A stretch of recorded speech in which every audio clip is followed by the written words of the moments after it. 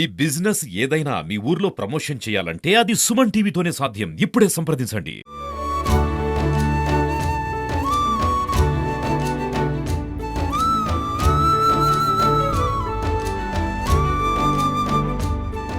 ప్రతి శనివారము సిద్ధయ్య గారి ఆధ్వర్యంలో భజన కార్యక్రమాలు జరుగుతున్నవి.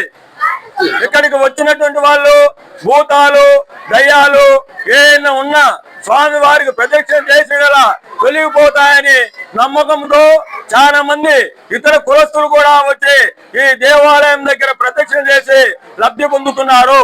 జై విజయాంజనేయ స్వామి వారికి. ఈ దేవాలయము 1936 సంవత్సరంలో మామూలుగా ఇది నిర్మించడం జరిగినది.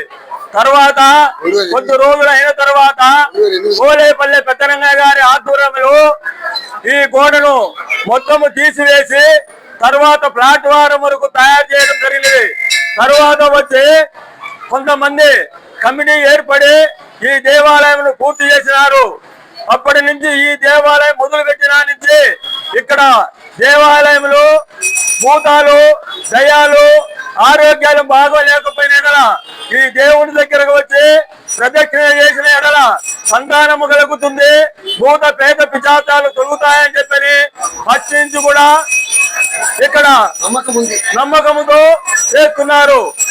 కొమరోలు వాస్తవ్యులు తాటికొండు రామయ్య గారు వారి కుమార్తెకు సంతానము కలగకపోతే ఆమె చిన్న గోపురమ్మడ కట్టి దేవాలయంను ఉద్ధరించడానికి తయారు చేసినారు.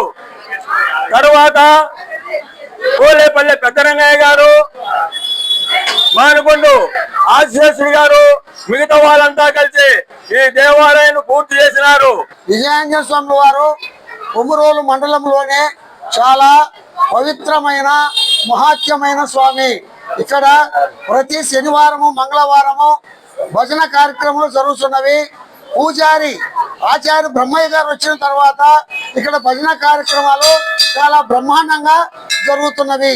ఇక్కడ చాలా మంది అన్య మతస్థులు, ముస్లింలు, ఇతర మతస్థుల వారు కూడా వచ్చి స్వామిని దర్శించుకొని ఇది కుల మతాలకు అతీతంగా ఇక్కడ భక్తులందరూ వచ్చేయడము జరుగుతున్నది. ప్రతి సంవత్సరము హనుమ జయంతికి రకరకాల కార్యక్రమాలతో అన్నదానంతో సహా బ్రహ్మాండంగా నిర్వర్తిస్తున్నారు. దాతల సాయంతో ఈ సంవత్సరము ఈ హనుమ జయంతిని రామనపల్లి సర్పంచి రామనారాయణ గారు అన్నదానక్రమం నిర్వహించున్నారు. తర్వాత ఈ కార్యక్రమంలో రకరకాల ప్రోగ్రాములు, కోలన్న, భజన, తర్వాత పోతే కనక తప్పటి లాంటి కార్యక్రమాలతో స్వామివారికి బ్రహ్మాండంగా గ్రామోత్సవం కూడా నిర్వహిస్తున్నారు. ఈ విధంగా ప్రతి సంవత్సరము హనుమ జయంతిని ఘనంగా బ్రహ్మాండంగా నిర్వహిస్తున్నందుకు ఈ యొక్క కమిటీ వారందరూ కూడా చాలా సంతోషిస్తున్నాము.